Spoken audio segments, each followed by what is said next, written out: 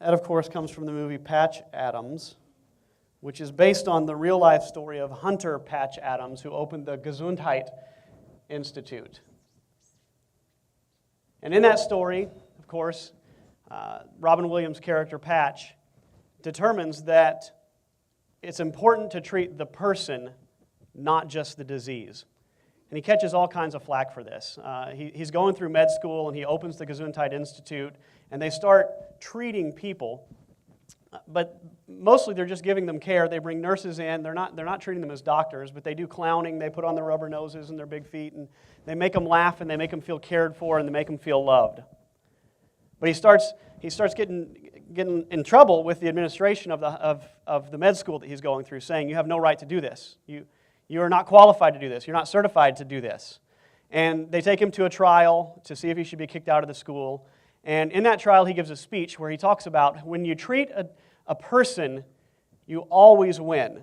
When you treat a disease, you often lose. And so he said, why not treat the person? But then in the movie, of course, he makes this really powerful quote. He says, if we're going to fight a disease, let's fight one of the most terrible diseases of all, indifference. So today we're going to talk about the terrible disease of indifference.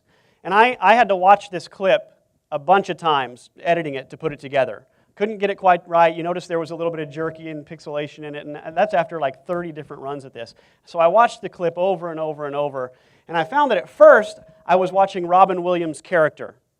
At first I was watching him and laughing at him. And most of you, especially if this is the first time you've seen it, that's probably what you did. But I found out that after watching it 3 or 4 times, all of a sudden I noticed that little girl in that bed, in the little pink dress. And I thought of her and connected her with my son, who's 6 years old and who's about as tiny as she is, and how I could just hold her, how I could pick her up and hold her and help her and love her. And I noticed that in the first scene where it pans around the room, it's a death room. They're all just laying there, motionless and empty and quiet. But by the end of the scene, what are they doing? They're jumping on their beds and laughing and excited because someone cared enough to step in. Someone cared enough to get past indifference. And I noticed my own indifference in just preparing the clip. I'll be honest, I didn't really look at the kids.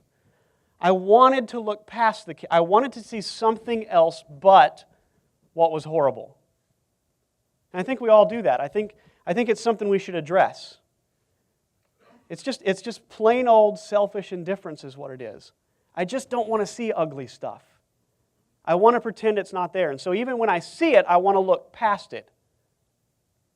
And I have a theory, but I think probably all of us have seen the Feed the Children commercials on TV. You know, they come up and they show impoverished kids, and there's a guy saying for the cost of a cup of coffee every day, you could help these kids. And we flip the channels. We just get away from it because we don't even really process it, and that's the crime. That's what I want to talk about today, is the fact that we don't process it. We just know. There's just an automatic switch that goes off, and we want to move on to something else. We do it when we see a homeless guy laying in the streets. I remember being in Thailand and walking, and there was a woman she was shriveled. Her whole body, you could just see it. It was like this. Her muscles were atrophied, just laid out on the road. And there was this passing thought of, I wish I could help her, as I passed on by. Just like the first 2 characters in The Good Samaritan, just passed on by. And we've all passed on by. And you read quotes from this. Here's a woman who lives in a slum in Brazil, and what she says, sometimes I think if I die, I won't have to see my children suffering as they are. Sometimes I even think of killing myself. So often I see them crying, hungry, and there I am without a cent to buy them bread. She goes on, I think, my God, I can't face it. I'll end my life. I don't want to look anymore. And even right now, you're hoping I'll get off this screen quick. There's something inside you. There's something inside me as a pastor that says, I don't want that on the screen of my church because I don't want to make people so uncomfortable. But I want to become uncomfortable. I want to face the discomfort of it. I want to look around in the world, and I don't want to overlook it just because that's the easy thing to do. Just because it's overwhelming, thinking, what if I have to face all of it? That's my theory about it, is a lot of times, you guys have heard the cheesy starfish Hallmark story, right? The kid's sitting on the beach, and all the starfish are washed up on the beach, and they're going to die, of course, if they don't get back in the water. So he sits down and he starts picking up starfish one by one and throwing them back into the water. How many have heard this story? Everybody know this story? So he's throwing starfish one by one back into the water when an old man comes down walking down the beach, and he says, "Son, what are you doing?" He says, "Well, I'm saving some starfish." He says, "Son, you're not going to save all those starfish. Look, there's miles of beach, and there's tens of thousands, hundreds of thousands of starfish. You can't help them all." He picks one up and he throws it back in the ocean. He says, "I helped that one." And I have a theory that it actually goes further than that. Here's my fear.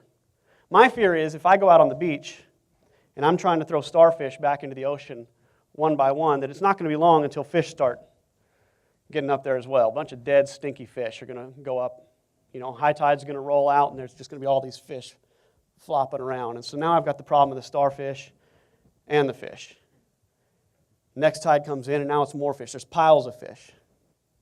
Lots of piles of fish. Then this spiny lobster crawls up on the beach.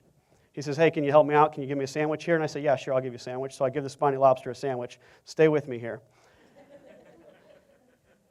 He climbs up on me and he attaches himself right here. He says, "I like you. Give me your cell number."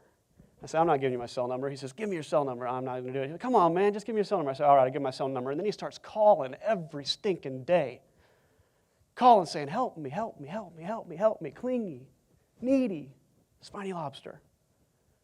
Then, of course, the sharks all come up on the shore. They're all flopping around. But the problem with the sharks is when you get close to them, they want to eat you. And so you reach to help a shark, and he's... And then a whale gets up there, and of course, I can't help a whale. There's nothing I can do. But I get down there, and I'm pushing with my shoulder, and his flesh gets so rotted that I actually kind of go through it, and now I'm covered in whale. And there's piles of fish piling up, and spiny lobsters, he's called all his spiny lobster friend, and the sharks are trying to eat me, and the fish are piling high. And now I'm covered in all this seafood, and the scallops, they're all over me, and it's just an awful, nasty, terrible mess. And if I had just stayed off the beach, I would have been fine. And I think we have that idea when it comes to helping, is we think, there's just too much out there. I can't do it all. I can't help everybody. And you're absolutely right, you can't. But you can help one. You can help two. You can help three. And you have to do it fearlessly of getting your hands dirty, of getting covered in whale. You got to get past all that stuff. And you know what? If I get out on the beach and I'm helping my friends, and then I call my buddy Paul, say, "Hey, Paul, why don't you come sing a song down on the beach? We'll get these spiny lobsters dancing, get some of them off of me." And he comes down, he puts on a concert, and then a bunch of people show up, and everybody's throwing fish back into the ocean. And somebody's waving a banner, "Come on down to the beach," and we've got the big lights that go up in the sky, and they're flying around like this, and all of a sudden there's tens of thousands of people throwing tens of thousands of fish back into the ocean. And it can happen. If it is just one of you, great, do what you can, but invite your friends. Live a lifestyle that compels people to come in and start pushing on the whales. Starts making something happen. The world can be changed. You've got to get that through your head, and you play a part in it. You're not the whole, you never will be, so just relax, breathe. It's not my responsibility to change everything, but it is my responsibility to sit on this little patch of the beach that God gave me, and whatever washes up, throw it out, and start looking around. There's nothing in my beach, well, I'm going to start walking over here into your beach, in your beach area. Make it a task. Make it something you're excited about. As Christians, we don't have an option. If you're a follower of Jesus, and I recognize that some of you in here are not, some of you are just checking this thing out, you're just exploring it, but if you're a follower of Jesus, what did Jesus do? Jesus was the king of the universe that created everything with his words. He came down here to die on a cross, to serve people, to wash their feet, to touch lepers. That's what Jesus did. So for a follower of Jesus, our life ought to look like that. And Jesus tells a parable here in this passage in Matthew 25. I'm not going to read it to you right now. It's a little bit long, but I'll relay it to you. It's called the parable of the sheep and the goats. And he talks about how on Judgment Day, all the people of all nations will stand before God as judge on his throne. And they'll be separated into two categories, one on the right, one on the left. And the one on the right he calls the sheep, and the one on the left he calls the goats.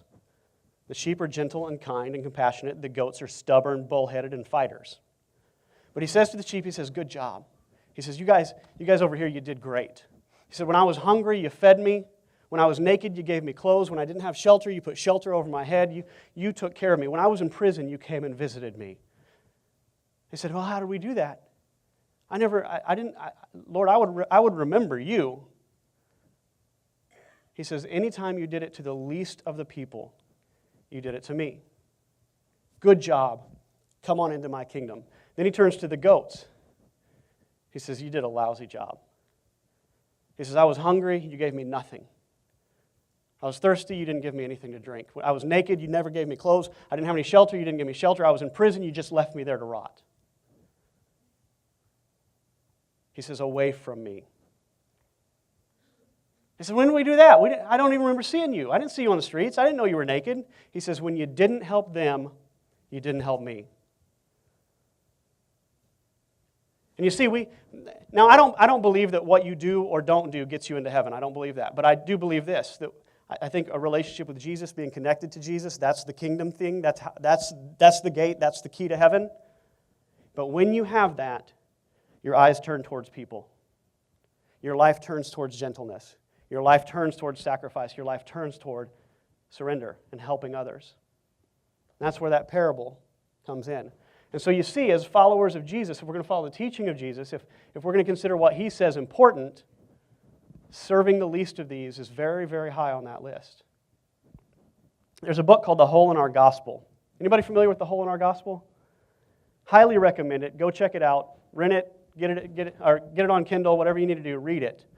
But in the beginning of this book, he talks about a person who took their Bible, and as a study, they went through and they underlined or highlighted every single passage that had to do with serving the poor, helping the sick, visiting the prisoners, essentially humanitarian service. Said any passage on humanitarian service, they underlined it and highlighted it. And then they had these college interns come in and carefully cut out every one of those passages using X-Acto knives and scissors. So they went through and they cut out every single passage that had to do with serving humanity. And at the end, the Bible barely held itself together.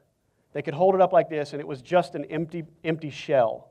There was virtually nothing left. It was just hanging on by a thread.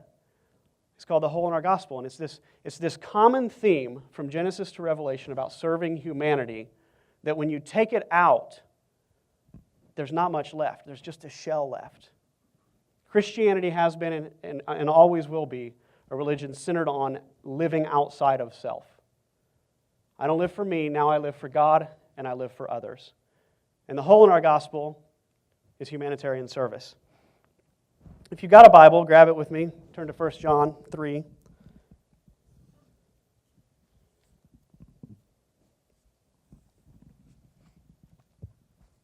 Starting in verse 16. He says, we know what real love is because Jesus gave up his life for us. So we ought to give up our lives, we ought to give up our lives for our brothers and sisters. If someone has enough money to live well and sees a brother or sister in need but shows no compassion, how can God's love be in that person?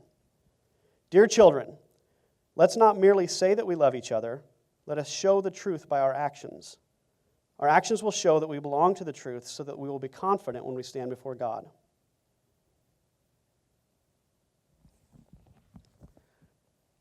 It says if it's in your power to do it, if it's in your power to help, help. And a lot of times we're not willing to put our, like in the picture of Patch down with the child, we're not willing to get that close to it.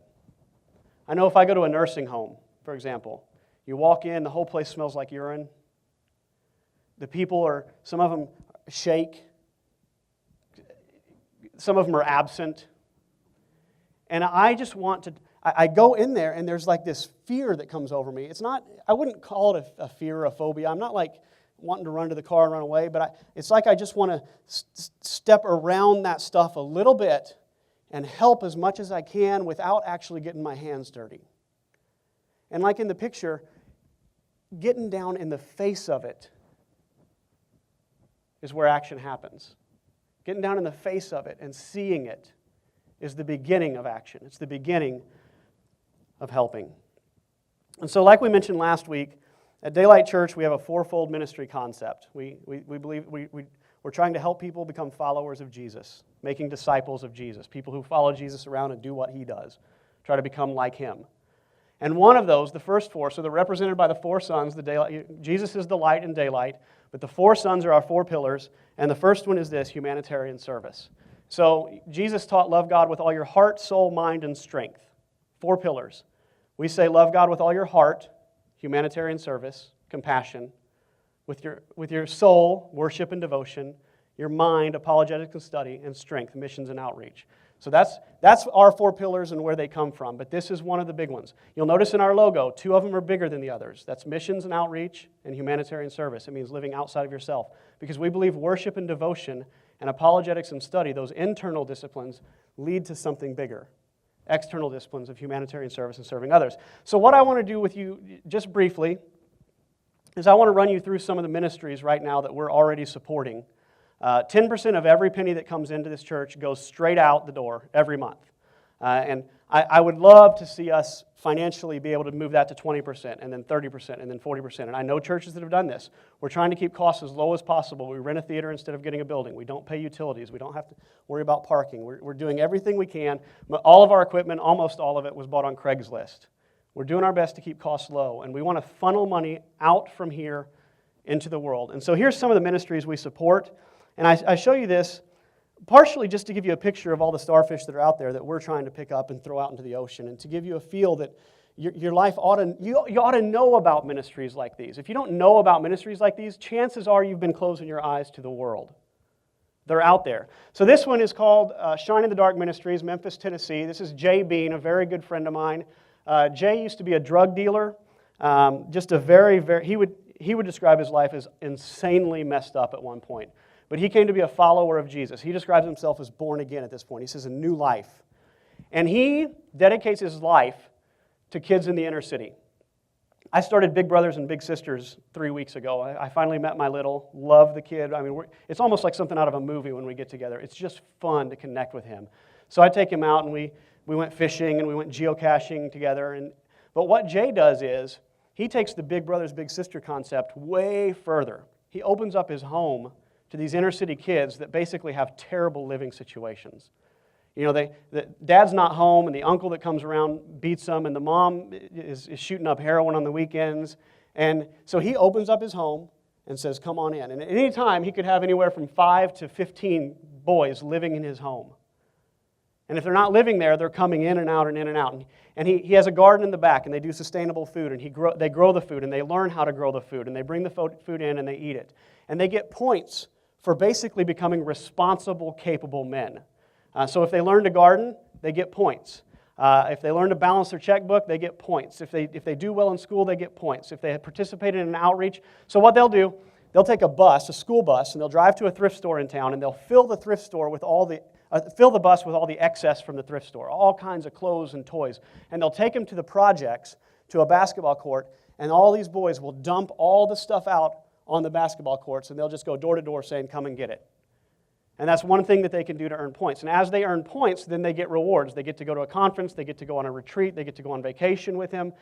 They get an iPad if they collect a whole bunch of points. They get a new pair of shoes when they need it. But he's teaching them responsibility.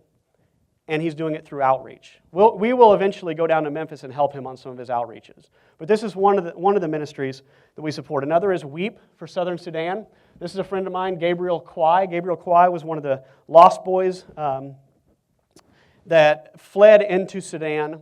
This was 15, 20 years ago, but watched his family gunned down with machine guns, ran with hundreds of other boys across the border into Sudan, literally for weeks, ate nothing but tree leaves, drank water out of puddles to survive and make it to Sudan. And he eventually came to Kentucky. He lives in Louisville now. Eventually made his way here. The U.S. government opened the doors for certain ones of them to come in, receive an education. He went to Murray State, got his degree. But he's started an organization called Weep for Southern Sudan, which is about educating women in Southern Sudan. So they take young ladies and they give them an education. And on this, I don't know if it's on here, in Northern Sudan, you might see this halfway down, there's a 71% literacy rate and a 52% literacy rate among males and females, respectively. So 52% of the females in Northern Sudan can read. In Southern Sudan, it's much worse, and the percentage among women is 12%. So 12% of women in Southern Sudan can read. So his idea is to receive sponsors, go over there, get these girls, take them to neighboring countries, and teach them. And part of their motto is that when you teach a woman, you teach their whole family, because these ladies will go back and they will educate their families. And so that's one of the things that we sponsor every month, is we send them money to help these girls. We may do a missions trip to help them eventually. It talks about how when you narrow the educational gap, it raises economic productivity, it lowers infant and maternal mortality, improves nutritional status and health, it reduces poverty, and reduces HIV and AIDS outbreak. And so it's not just about reading, it's about total transformation. It's about taking a third, or you might even call a fourth or fifth world area, and elevating it. And we're helping do that. Another couple that you'd be interested in is Josh and Jess Limcool. They were missionaries in Cambodia. I don't know what she's about to eat there, but she's not very happy about it. And they're working with an organization called Builders International. And what Builders International is, they're home-based people, so they're missionaries that live here in the States. But they go on projects overseas regularly to build schools, orphanages, hospitals, places of humanitarian service.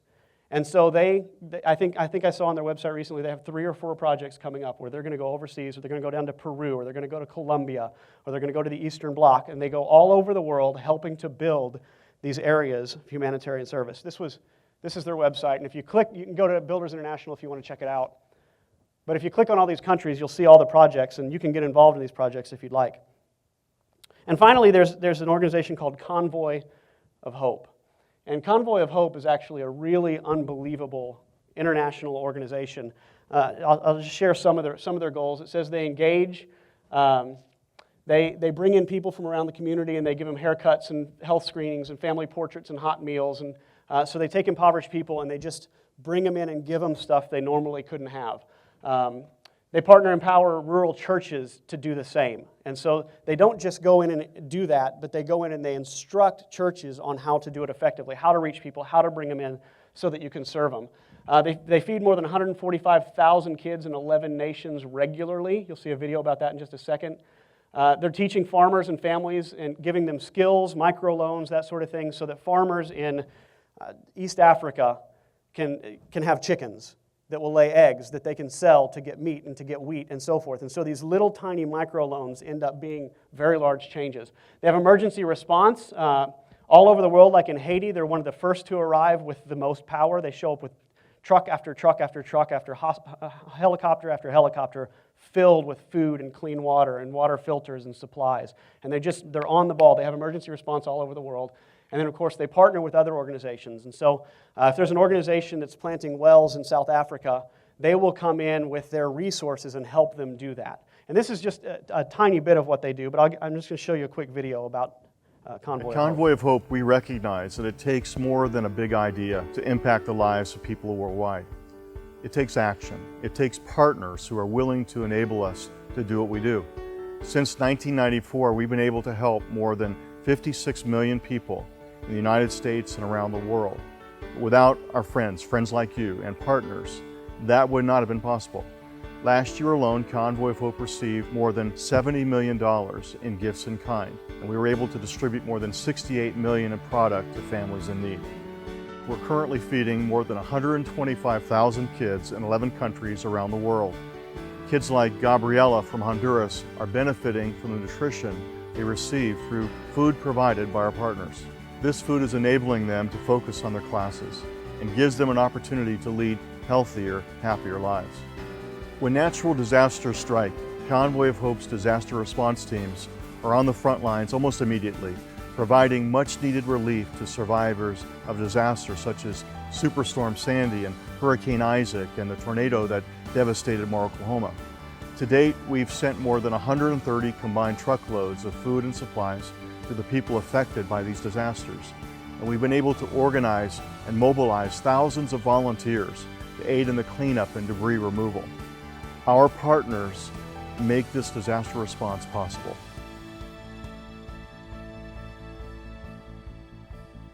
Across the country, more than 600 communities have been served by Convoy of Hope in the last year. Through our Tour of Hope, families are being provided with free food, haircuts, job fair opportunities, medical services, and much more. We also recently launched a Rural Compassion Initiative, enabling leaders in rural communities to identify and meet the needs of struggling families. During the past 18 years, Convoy Hope supporters have enabled us to change the lives of so many people. In fact, during that time, we've been able to distribute more than $340 million wholesale worth of product to families in need. All of this is made possible because of partners like you, partners who are committed to bringing hope to millions of people around the world. And so on behalf of the millions who are receiving help, thank you so much.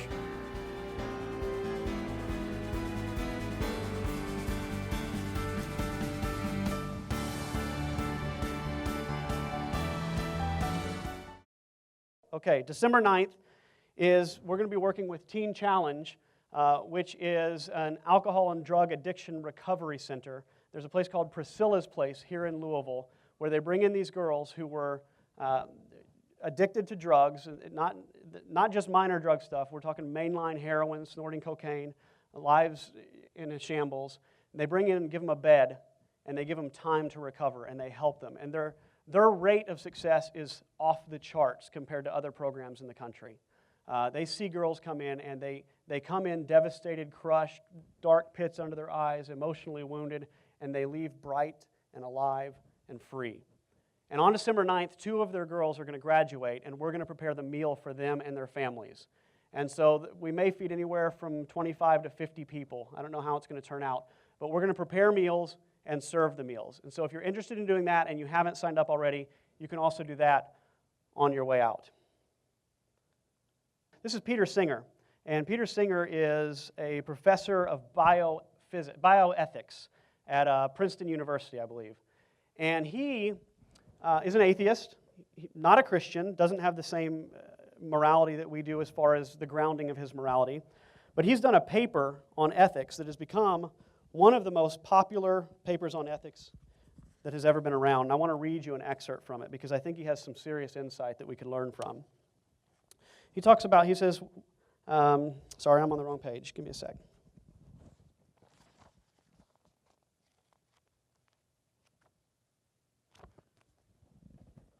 I've lost my place, so I'll sum it up for you. He talks about in his paper how when he teaches at the university, the humanities building that he teaches at, and the library, between those two, there's a pond or a fountain. And he says, what if I was walking past that fountain one day and I saw a child inside drowning? Now I have to make a decision. Do I jump in and help the drowning child, or do I go teach my humanities class, which is also very important? And there's an ethical and moral reason why I ought to show up on time and I ought to teach what I've promised to teach. But wouldn't it be universally accepted that his moral obligation at that point would be to jump in that fountain and save the child? No matter how wet he got, no matter if he'd have to go home and change his clothes, no matter if he'd miss his class entirely, everyone would agree that his obligation was to help the child. But then he goes on to say, but if we really believed that, everything in the world would change. If we really believed that we had a moral obligation to help in that situation, everything about how we live life would change. Everything about how we spend our time, how we spend our money, and how we spend our energy would change.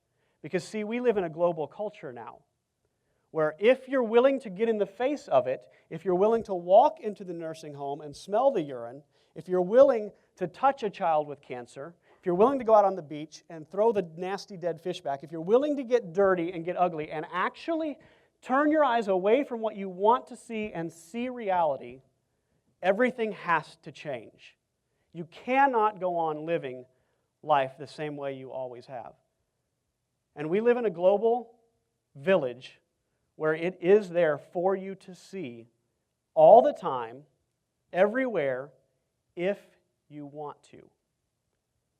And my goal with this sermon today isn't that we would change the world. It isn't that we would all get on the beach and everybody would fix the entire universe all at once. My goal is that you'll go home today and say, okay, I'm willing to look.